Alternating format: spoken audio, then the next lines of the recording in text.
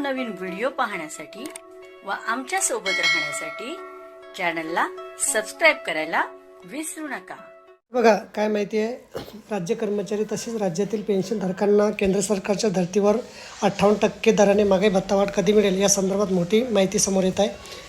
केंद्र सरकारने केंद्रीय कर्मचारी पेन्शनधारकांना 1 जुलै 2025 पासून 3% डी वाढ लागू केल्याने एकूण डी 58% दराने लागू झाला आहे। याच धर्तीवर राज्यातील कर्मचाऱ्यांना डी वाढ लागू करण्यात येणार आहे।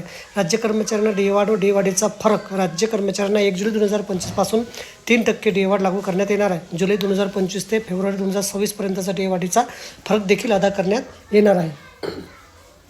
अधिकृत शासन निर्णय कधी होणार तर महागाई भत्ता वाढीचा अधिकृत शासन निर्णय या महिन्याच्या अखेरपर्यंत निर्गमित केला जाणार असल्याची महत्त्वपूर्ण माहिती समोर येत आहे।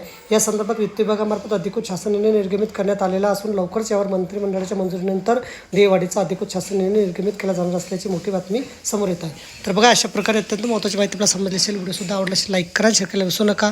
धन्यवाद।